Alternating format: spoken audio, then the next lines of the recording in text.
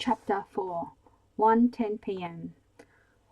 A peal of thunder rumbled across the valley, and the wind seemed to gain considerable force in the wake of the noise. Torn between a desire to believe Emma Thorpe and a growing conviction that Raya was telling the truth, poor Annandale climbed the steps to the stoop at the back of the Thorpe house. Putting her hand on his shoulder, pressing with fingers like talons, Sam said, "Wait." Paul turned. The wind mussed his hair, blew it in his eyes. "Wait for what? This is breaking and entering. The door's open. That doesn't change anything," Sam said, letting go of him. "Besides, it's open because Raya broke it open." Aware that Sam was trying to reason with him for his own good, but none less impatient, Paul said, "What in the hell am I supposed to do, Sam? Call the cops? Or maybe pull some strings, use my connections, put a call through to the chief of police and have him investigate it himself? We could call the state police. No, the body might not even be here. If they could avoid it, they wouldn't move a corpse in broad daylight. Maybe there is no corpse. Not here, not anywhere. I hope to God you're right. Come on, Paul, let's call the state police. You said they need as much as 2 hours to get here. If the body still is in this house, well, it's most likely won't be here 2 hours from now. But this is also improbable. Why on earth would Bob want to murder Mark? You heard what Rye said. The sociologists ordered him to kill that Albert Dayton. She didn't know it was Dayton, Sam said. Sam, you're the one who recognized him from her description. Okay, granted. But why would Emma go to a church luncheon and card game just after watching her husband kill a defenseless child? How could she? How could a boy like Jeremy witness a brutal murder and then lie to you so smoothly? They're your neighbours, you tell me. That's just the point, Sam insisted. Then they're my neighbours.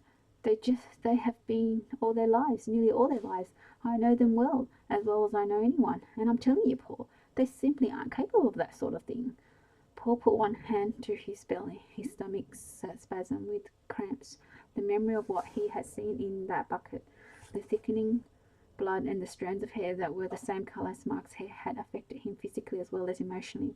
Or perhaps the emotional impact had been so devastating, so overwhelming, that a sharp physical repulsion could not help but follow. You've known these people under ordinary circumstances during ordinary times, but I swear, Sam, there's something extraordinary happening in this town. First Rye's story, Mark's disappearance, the bloody rags, and on top of that, Buddy comes around with the story of strange men at the reservoir in the dead of night, just a few days before the whole town suffered from a curious, unexplained epidemic. Sam blinked in an eye. You think the chills are connected with this? With a deafening crack of thunder interrupted him. As the sky grew quiet, Sam said, Buddy's not a very reliable witness. You believe him, didn't you? I believe he saw something strange, yes, whether or not it was precisely what Buddy thinks it was. Oh, I know he didn't see skin divers. Skin divers don't wear hip boots. What he saw, I think maybe he saw 2 men with empty chemical dispersion tanks. Someone's contaminated the reservoir, Sam said incredulously. Looks that way to me. Who? The government? Maybe. Or maybe terrorists. Or even a private company. But why? To see if the contaminant did what it was supposed to do. Sam said, contaminate the reservoir. With what? He frowned. Something that turns sane men into psychopaths who kill when told to. Paul began to shake. We haven't found him yet, Sam said quickly. Don't lose hope. We haven't found him dead. Sam, oh Sam, I think we will. I really think we will. He was close to tears, but he knew that for the first time being, there was a luxury that he couldn't allow himself to have. He cleared his throat. And I'll bet this sociologist Satan is involved with the men Buddy saw. He's not here to study black water. He knows what he was put in the reservoir, and he's in town only to see what effect that substance has on the people here. Why didn't Jen and I get the night chills? Paul shrugged. I don't know, and I've no idea what Mark walked into this morning. What did he see that made it necessary for him to be killed? They stared at each other, horrified by the idea that the town's people were unwittingly guinea pigs in some bizarre experiment. Both of them wanted to laugh off the entire notion, dismiss it with a joke or two, but neither of them could even smile. If any of this is true, Sam said wryly, there's even more reason to call in the state police right now. Paul said, we'll find the bodies first, then we'll call the state police. I'm going to find my son before he winds up in an unmarked grave on the way to hell and gone in the mountains. Gradually, Sam's face became as white as his hair. Don't talk about him as if you know he's dead. You don't know that he's dead, damn it. Paul took a deep breath. His chest ached. Sam, I should have believed Raya this morning. She's no liar. Those bloody dish towels. Look, I've got to talk about him as if he's dead. I've got to think of him that way. If I convince myself that he's still alive and then I find his body, it'll hurt too much. It'll destroy me. Do you understand? Yes. You don't have to come in with me. I can't let you go alone, Sam said. Yes, you can. I'll be fine. I won't let you go home. All right, let's get this over with. He's a good boy, Sam said quietly. He's always been such a good boy. I love him like my own. Paul nodded, turned and went into the dark house. The telephone company maintained a narrow two-story brick building on West Main Street, half a block from the square. It was a 2-minute walk from Paul and Victor's rooming house. The front office on the first floor where complaints could be lodged and bills paid was small and neat. It contained 8 grey filing cabinets, a cash register, an electric calculator, a photostatic copier, a typewriter, a long pine work table, and 2 straight-backed chairs in one corner, a large metal desk with a sturdy swivel chair, a Sierra Club calendar, several telephones, stacks of company pamphlets, a radio, and the United States flag in a stainless steel stand. There was no dust on the furniture, no dirt on the tile floor, and every pile of typing paper, forms and envelopes were properly squared off and neatly stacked. The only person in the office was as businesslike as the room. She was a thin but not unattractive woman in her middle or late 40s. Her short cropped chestnut hair had no more than a dozen strands of grey in it. Her skin was smooth and milky, although her features were very angular. They were balanced by generous sensuous mouth that saved her looks but seemed to have been borrowed from another face. She wore a smart and efficient green pantsuit with a white cotton blouse. Her glasses were on a chain so that when she took them off, they hung ready at her breast.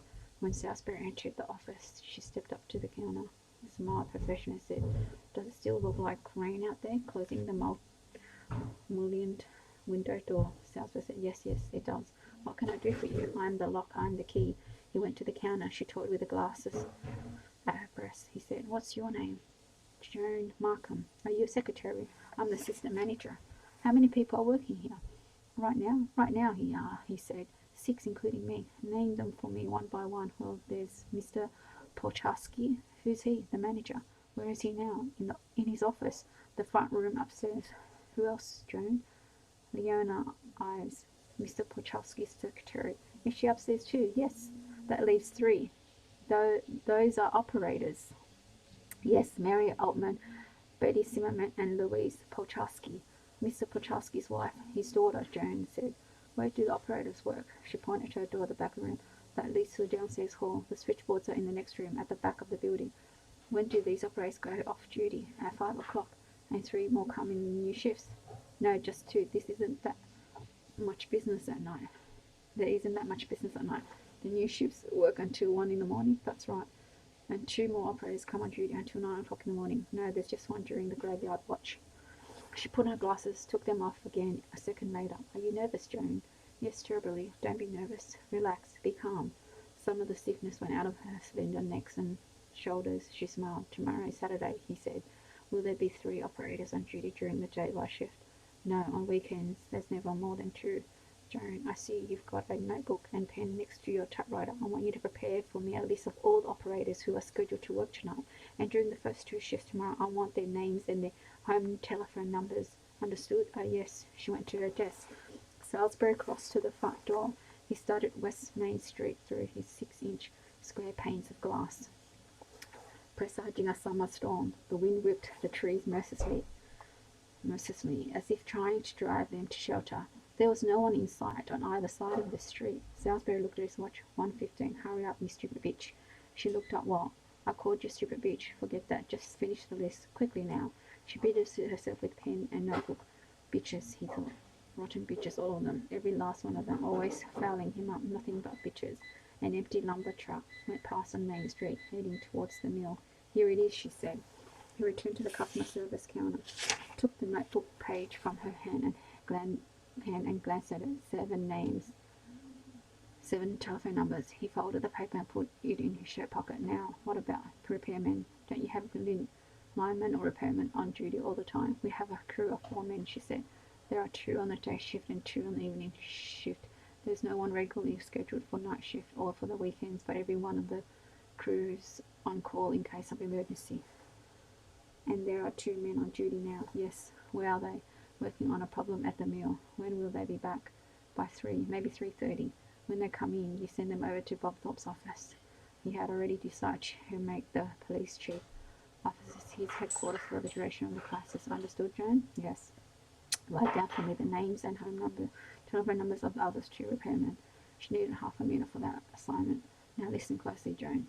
Resting her arms on the counter, she leaned towards him. She seemed almost eager to hear what he had to tell her. Within the next few minutes, the wind will blow down the lines between here and Bexford. It won't be possible for anyone in Black River or up the mill to make or receive a long-distance call. Oh, she said wearily. Well, that sure is going to ruin my day. It sure is. Complaints, you mean? Each one nicer than the one before it. If people complain, tell them that linemen from Bexford are working on the break, but there was a great deal of damage. The repairs will take hours. The job might not be done till tomorrow afternoon. Is that clear? They won't like it, but is that clear? It's clear. All right, he sighed. In a moment, I'm going to go back to talk with the girl at the switchboard, then upstairs to see your boss and see secretary. When I leave this room, you forget everything we've said. You remember me as a lineman from Bexford. I was just a lineman from Bexford who stopped in to tell you that my crew was already on the job. Understood? Yes. Go back to work. She returned to her desk. He walked to behind the counter. He left the room by the hall door and went to talk to the switchboard operators. Paul felt like a burglar. You're not going to steal anything, he told himself. Just your son's body. There is a body, and that belongs to you. Nevertheless, as he poked through the house, undeterred by the Thorpes' right to privacy, he felt like a thief. By 1:45 p.m. Sam had searched upstairs and down, through the bedrooms and bath and closets, through the living room and den and dining room and kitchen. There was no corpse. In the kitchen, Paul opened the cellar door and switched on the light. Down there. We should have looked down there first. It's the most likely place, even if Ryan's story is true, Sam said. This isn't easy for me. This prying around. These people are old friends. This isn't my style either. I feel like such a shit. It's almost finished. They descended the stairs. The first basement room was a well-used work centre. The nearer end contained 2 stainless steel sinks, an electric washer dryer, a pair of wicker clothes basket, a table large enough for folding fresh laundered towels, and shelves on which stood bottles of bleach, bottles of spot removers, and bottles of detergent. At the other end of the room there was a workbench equipped with ficers and all of the other tools that Bob Thorpe needed to tie flies. He was an enthusiastic and dedicated fly fisherman who enjoyed creating his own bait, but he also sold between 200 and 300 pieces of his handiwork every year, more than enough to make his hobby a very profitable one. Sam peered into the shadowy cavity beneath the stairs and then searched the cupboards beside the washer dryer. No corpse, no blood, nothing. Paul's stomach burned and gurgled as if he had swallowed a glass full of acid. He looked in the cabinets above and below the workbench, flinching each time he opened a door. Nothing.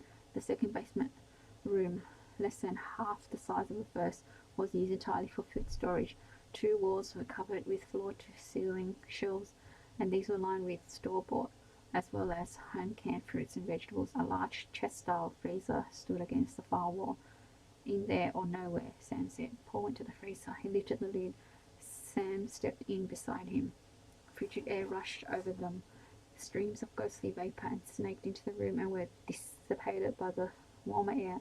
The freezer contained 2 or 3 dozen plastic-wrapped and labelled packages of meat. Those bundles weren't stacked for optimum use of the space, and to Paul at least that looked rather odd. Furthermore, they hadn't been arranged according to size or weight or similar of contents. They were merely dumped together every which way. They appeared to have been thrown into the freezer in great haste. Paul took a 5-pound beef roast from the chest and dropped it on the floor, then a 10-pound package of bacon and another 5-pound beef roast, another roast, more bacon, a 20-pound box of pork chops. The dead boy had been placed in the bottom of the freezer. his arm on his chest and his knees drawn up, and the packages of meat had been used to conceal him. His nostrils were caked with blood. An icy, robust crust of blood sealed his lips and masked his chin. He stared at them with milky, frozen eyes that were as opaque as heavy powder axe. "Oh, no! Oh, no! Jesus!" Sam murmured.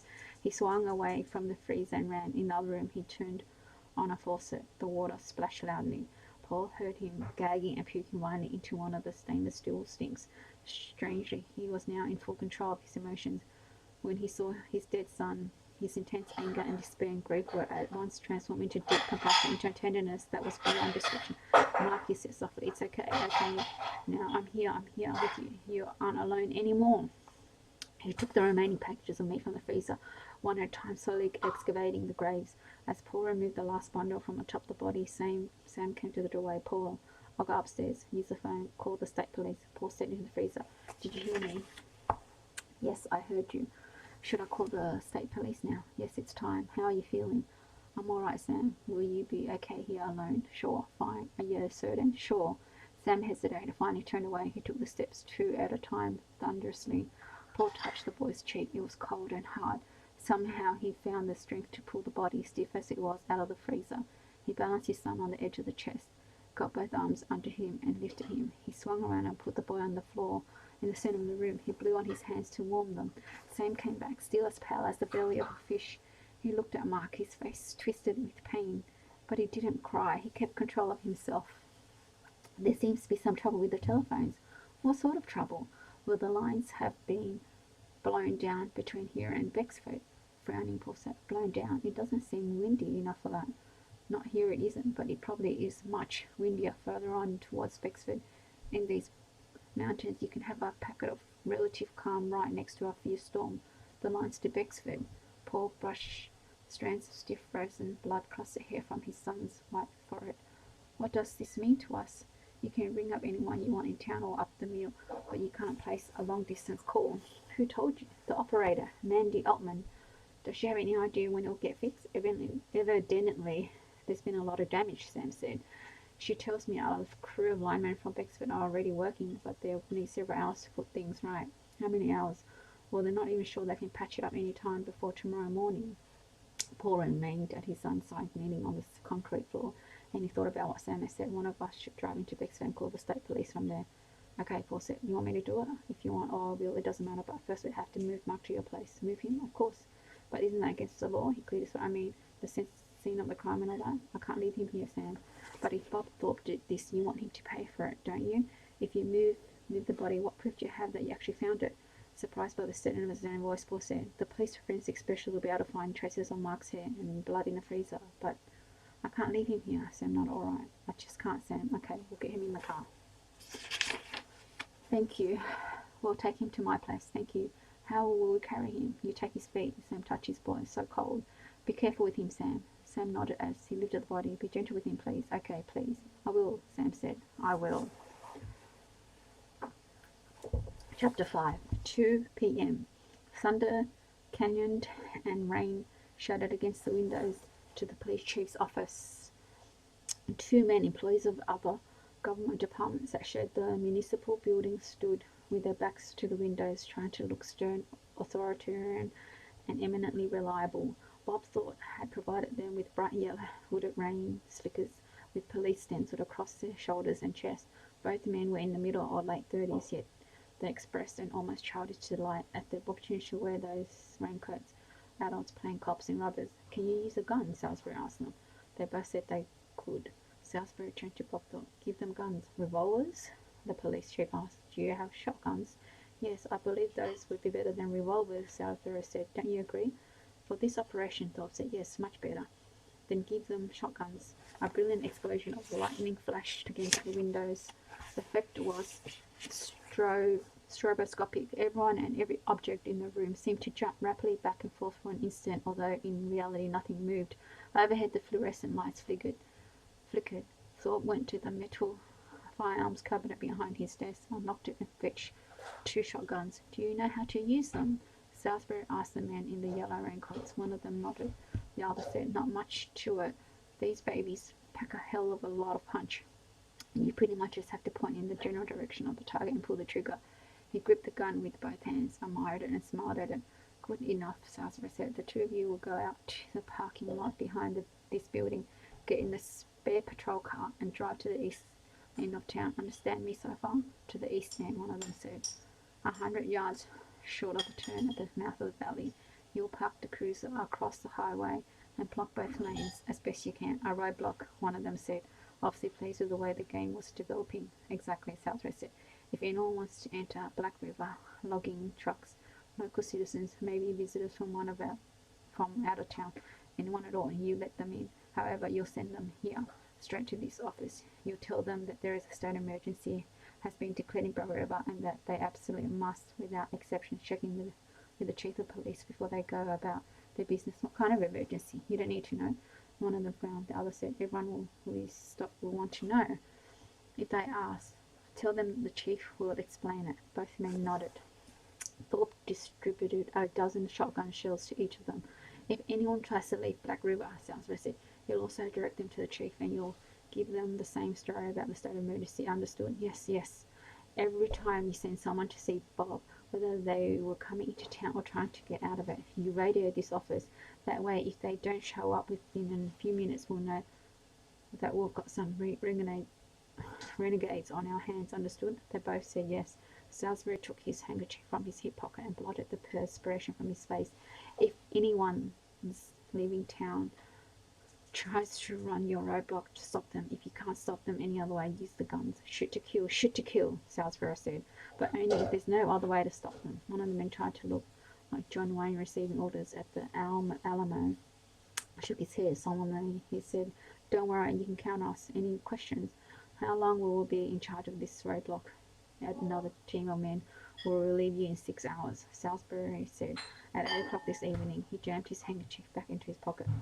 One other thing, when you leave this room, you will forget that you ever met me. You'll forget that I was here. You'll remember everything I've said to you prior to what I'm saying to you now, every previous exchange of this conversation we've just had, but you'll think that Bob Thorpe gave you your instruction. Is that perfectly clear?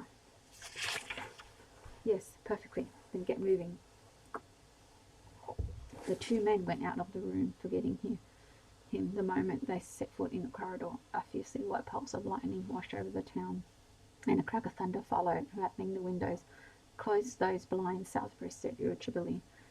Thorpe did as he was told. Salisbury sat down behind the desk. When he had drawn the Venetian blinds, Bob Thorpe returned to the desk and stood in front of it. Salisbury looked at him and said, Bob, I want to seal this burg up tight, real tight. He made a fist with his right hand by way of example. I want to make damn sure that no one can get out of town. Is there anything else that I should block in addition to the highway? Scratching his beetled brow, Thorpe said, you need 2 more men at the east end of the valley, one to watch the river. He should be armed with a rifle so he can pick off anyone in a boat if he has to do that. The other man should be stationed in the trees between the river and the highway. Give him a shotgun and tell him to stop anyone who tries to sneak out through the woods. The man at the river, he'd have to be an expert with a rifle, wouldn't he? Salisbury asked. You wouldn't need a master rifleman, but he would have to be a fairly good shot. Okay, we'll use some of your deputies for that. They're all good with a rifle, aren't they? Oh, sure. Good enough for this? No doubt about it. Anything else? Thorpe thought about the situation for almost a minute. Finally, he said, there's a series of old logging roads that lead up to the mountains and eventually hook up with a second series of roads that come from the lumber operations around Bexford. A lot of that route has been abandoned, none of it paved. A few sections may be gravelled if they haven't been washed out this summer, but mostly it's just dirt, narrow, full of weeds. But I guess if a man was determined enough, he could drive out that way. Then we'll block it, Salisbury said, getting up from the chair. He paced nervously to the window and back to the desk. This town is mine, and it stay that way. I'm going to keep my hands on every man, woman, and child here until I solve this problem. If the situation got incredibly far out of hand, he would have to call Dawson. Sooner or later, probably sooner. Couldn't be avoided. But before he placed that call, he wanted to be certain that he had done everything that he could possibly do without Leonard's help, without Klinger's help. Show them he was decisive, clever, a good man to have around. His efficiency might impress the general and the Christ-kissing bastard, impress them enough to compensate for his having caused the crisis in the first place. That was very important, very important. Right now, the trick was to survive his partner's wrath. 2:30 p.m. The air in Sam's library was stale and humid. Rain drummed on the outside window, and hundreds of tiny beads of dew formed on the inside. Still numb from the discovery of his son's body, Paul sat in one of the easy chairs, his hands on the arms of the chairs and his fingers tips pressed like claws into the upholstery. Sam stood by one of the bookcases, pulling volumes of collected psychology essays from the stacks and leafing through them. On the wide window ledge, an antique mantel clock ticked hollowly, monotonously. Jenny came into the room from the hall, letting the door stand open behind her. She knelt on the floor beside Paul's chair and put her hands over his. "How's Raya?" he asked. Before they had gone to the Thorpe's house to search for the body, Sam had given the girl a sedative. "Sleeping soundly," Jenny said. "She'll be out for at least 2 more hours." "Here," Sam said excitedly. They looked up, startled. He came to them, holding a book of essays, his picture, the one who called himself Dayton. Paul stood up to have a better look at it. "No wonder Ryan, I couldn't find any of his articles," Sam said. "We were looking through tables of content that something written by Albert Dayton, but that's not his name. His real name's Ogden Salisbury." "I've seen him," Paul said. "He was in Alma's cafe the day that waitress drove the meatball through her hand. In fact, she waited on him." Rising to her feet, Jenny said, "You think that was connected with the rest of this, with the story Buddy Pellerini told us, with what they did to Mark?" Her voice faltered slightly on those last few words, and her eyes grew shiny, but she bit her lip and held back her tears. "Yes," Paul said, wondering again at her own inability to weep. He ached. God, he was full of pain, but the tears would not come. "It must be connected somehow to Sam," he said. "Salisbury wrote this article. According to the introductory blurb, it was the last piece he ever published more than 12 years ago. But he's not dead, unfortunately." "Then what? Then why the last?" "Seems like he was quite a controversial figure, praised and damned, but mostly damned. And he got tired of the controversy. He dropped out of his lecture tours and gave up his writing so that he'll have more time to dedicate to his research." "What's the article about?" Sam read the title, "Total Behavioral Modification Through Subliminal Perception," and the subtitle, "Mind Control from the Inside Out." What does all that mean? What does all of that mean? Do you want me to read it out loud?" Paul looked at his watch. "It wouldn't hurt if we knew the enemy before we went to Bexford to see the state police," Jenny said. "She's right," Sam said. "Paul nodded. Go ahead, read it." 2:40 p.m. Friday afternoon. H. Leonard Dawson was in the study of his Greenwich, Connecticut house, reading a long letter on lavender paper from his wife. Julia was 1/3 of the way through a 3-week trip to the Holy Land, and day by day she was discovering that it was less and less like she had imagined and hoped it would be. The best hotels were all owned by Arabs and Jews, she said. Therefore she felt unclean every time she went to bed. There were plenty of rooms in the inns, she said, but she would almost have preferred to sleep in the stables. That morning, as she wrote the letter, her chauffeur had driven her to Golgotha, that most sweet, sacred of places, and she had read herself from the Bible as the car wended its way to the shrine of both sorrow and everlasting joy. But even Golgotha had been spoiled for her. Upon arriving there, she found that the Holy Hill was literally swarming with sweaty Southern Negro Baptists of all people. Furthermore, the white telephone rang. Its soft, throaty brr brr was instantly recognizable. The white phone was the most private line in the house. Only Ogden and Ernest knew the number. He put down the letter, waited until the telephone had rung a second time, picked up the receiver. "Hello? I recognize your voice," Salisbury said. "Garbage, do you find mine familiar? Of course. Are you using your scrambler?" "Oh, yes," Salisbury said. "Then there's no need to talk in riddles and be mysterious. Even if the line is tapped, which it isn't, they can't make sense of what we're saying. With the situation, what is it at my end?" Salisbury said. "I think we should take the precaution of riddle and mystery and not trust solely in the scrambler. What is the situation at your end?" "We've got some serious trouble here." At the test site. Trouble of what sort?" There's been one fatality." "Will it pass for natural causes?" "Not in a million years." "Can you handle it yourself?" "No, there going to be more." "Fatalities?" Dawson asked. "We've got people here who are unaffected by the program." "That's right. Why should they lead to Why should they lead to fatalities? My cover is blown. How did that happen? Salisbury hesitated. You better tell me the truth, Dawson said sharply. For all our sakes, you better tell me the truth. I was with a woman. You fool. It was a mistake, Salisbury admitted. It was idiotic. We discussed it later. One of them unaffected people came upon you while you were with a woman. That's right. If your cover is blown, it can't be repaired undramatically. I'm afraid not. I ordered the killer to do what he did, despite the riddle form of the conversation. The event in Black River began becoming all clear to Dawson. I see. He thought for a moment. How many are unaffected? Besides a couple of dozen babies and very young children, at least 4 more, maybe 5. That's not so many. There's another problem. You know the 2 men we sent up here at the beginning of the month to the reservoir? They were singing. Dawson was silent. If you don't want to come, Salisbury said, that's okay, but I have to have some help. Send our partner, and we'll both arrive tonight by helicopter. Dawson said, can you hold it yourself until 9 o'clock or 10? I think so. You had better. Dawson hung up. Oh Lord, he thought. You sent him to me as an instrument of your will. Now Satan's got to him. Help me to set all of this all right.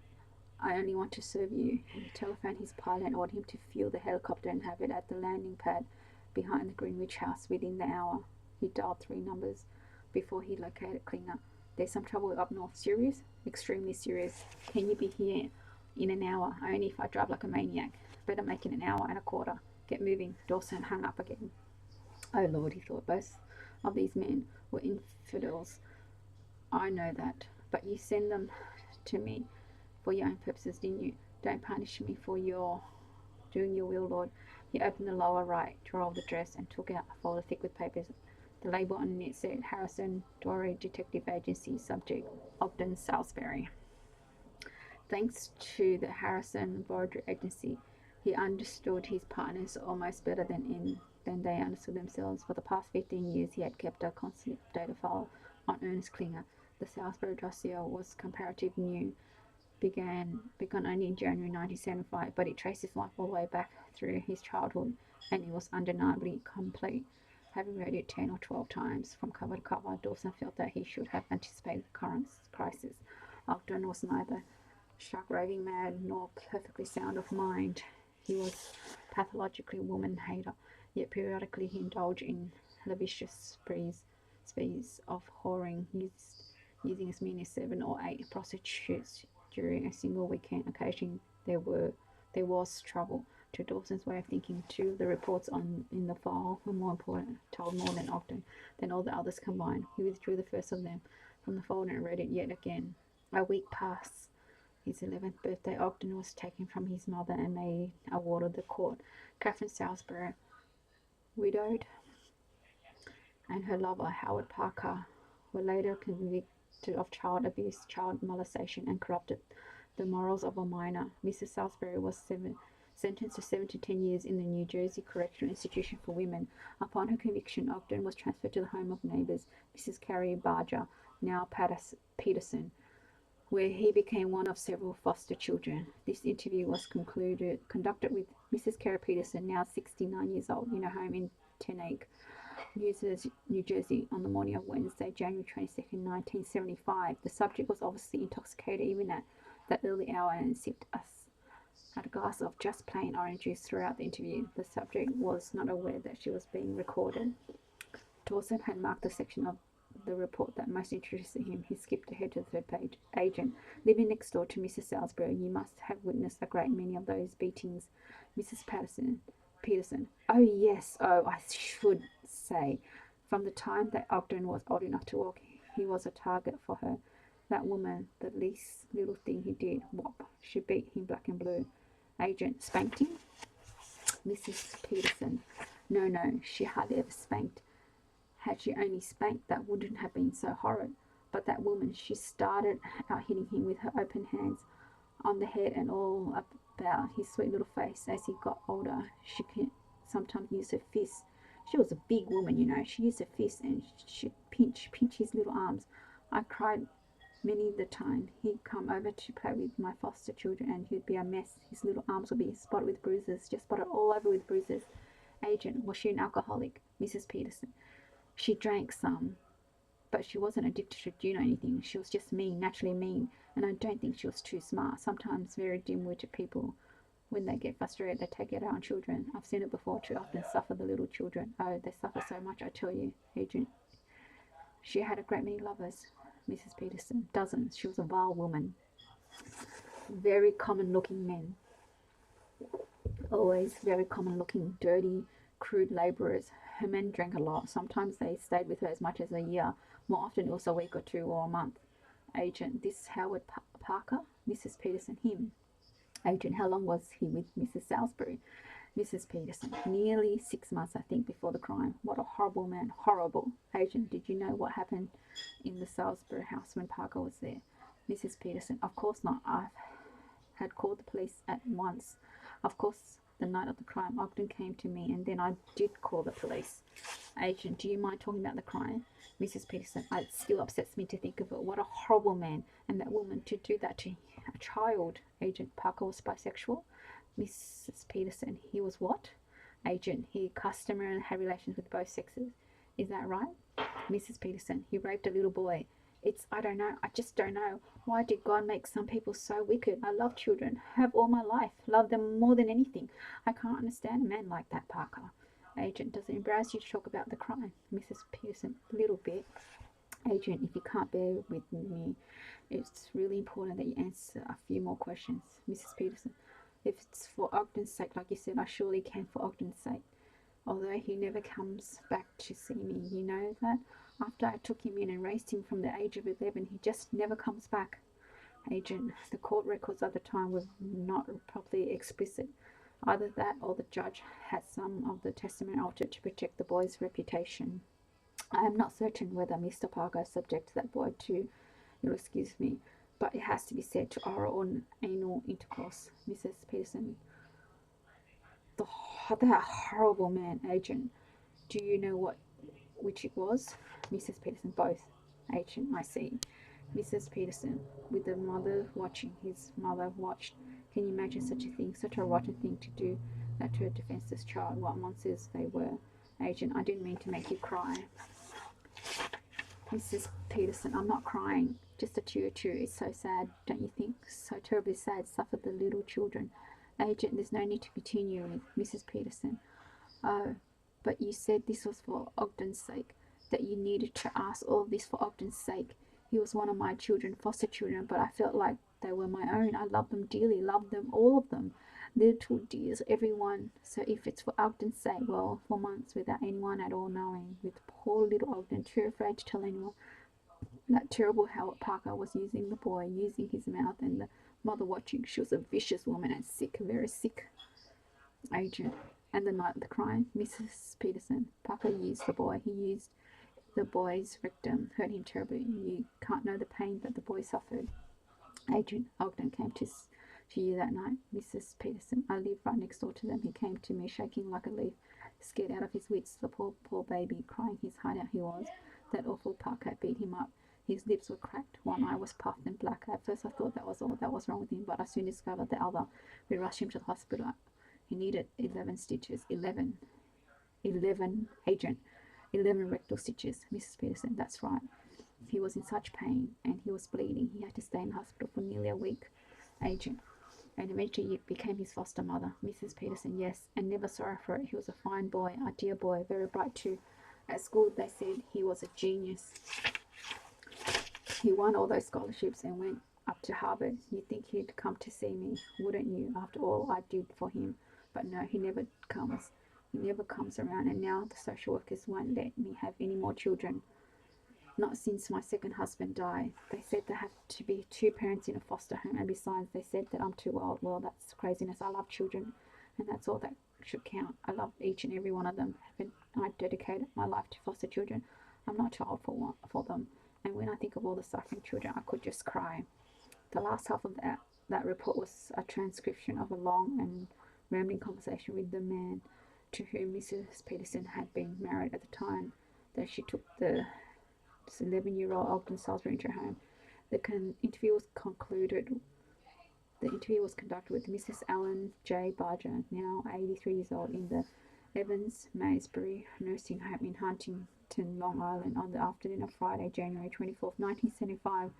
The subject is supported at the home by 3 children from his second marriage. The subject, who suffers from senility, was alternately lucid and incoherent. The subject was not aware that he was being recorded. Dawson lived ahead of passage he had marked. Agent, do you remember any of the foster children that you took in while you were married to Carrie? Mrs. Barger, she took them in, not me. Agent, do you remember any of them? Mrs. Barger, oh Christ. Agent, what's the matter? I try not to remember them. Agent, you didn't enjoy them like she did? Mrs. Barger, all those dirty little faces. When I came home from work, she tried to say we needed the extra money, the few dollars the government gave us for keeping the kids. It was the Depression, but she drank up the money. Agent, what was she was an alcoholic. Mr. Barger, not when I married her, but she was sure on her way to become one. Agent, do you remember a child named Mr. Barger? My trouble was I didn't marry her for her mind. Agent, excuse me? Mr. Barger, I married my second wife for her mind, and that worked out well. But when I got hitched to Carrie, well, I was 40 years old and I was still single and sick to death of going to halls. Carrie came along, 26 and fresh as a peach, so much younger than me, but interested in me, and I let my balls do my thinking for me. Married her for her body with no thought as to what was in her head. That was a big mistake. Agent, I'm sure it was. Well, now, could you tell me if you can remember a child named Mr. Barger? She had magnificent jugs. Agent, I beg your pardon? Mr. Barger, jugs, boobs. Carrie had a magnificent set. Agent, oh yes, Mr. Barger. She was pretty and good in bed too when you could get her away from those damn kids. Those kids, I don't know why I ever agreed to take the first one in. After that, we never had less than 4 and usually 6 or 7. She always wanted a big family, but she wasn't able to have children of her own. I guess maybe that's what made her want them even more. But she didn't really want to be a mother. It was just a dream, a sort of sentimental thing with her. Agent, what do you mean? Mr. Barger, oh, she liked the idea of having children more than she liked really having them. Agent, I see. Mr. Barger, she couldn't discipline them worth a damn. They walked right over her, and I wasn't about to take over that chore. No, sir, I worked hard long hours in those days. When I came home, I didn't want to do anything but relax. I didn't spend my time chasing after a pack of brats. So long as they left me alone, they could do that, what they wanted. They knew that, and they never bothered me. Hey, they weren't my kids. Agent, do you remember one of them named Ogden Salisbury, Mr. Barger? His mother lived next door to you. She had a lot of lovers. One of them, a man named Parker, raped the boy. Homosexual rape. Mr. Barger, come to think of it, I do remember him, Ogden. Yeah, he came to the house at a bad time. Agent, at a bad time? How's that? Mr. Barger, it was all girls then. Agent, all girls? Mr. Barger, Carrie was on a kick. She wouldn't take in any but little girls. Maybe she thought she could control them better than she could a bunch of boys. So this Odin and I were the only men in the house for about 2 to 3 years. Agent, and that was bad for him? Mr. Barger, the older girls knew what happened to him. They used to tease him something fierce. He couldn't take it. He'd blow up every time. Started yelling and screaming at them. Of course, that was what they wanted. So they just teased him some more. When this Odin used to let the girls get his go, I'll take him aside and talk to him. Almost father to son. I used to tell him not to pay them any mind. I used to tell him that they were just women, and that women were good for only 2 things, fucking and cooking. That was my attitude before I met my second wife. Anyway, I think I must have been a great help to that boy. A great help. Do you know they won't let you fuck in the nursing home? The other report that Dawson found especially interesting was an interview with Lard Richardson, a first-level clerk in the Pentagon's Bureau of Security Clearance Investigations, a Harrison Brody agent, and had offered Richardson $500 to put Salisbury's Army security file, study it, and report its contents again. Dawson had bracketed the most relevant passages with a red pen. Thanks for listening.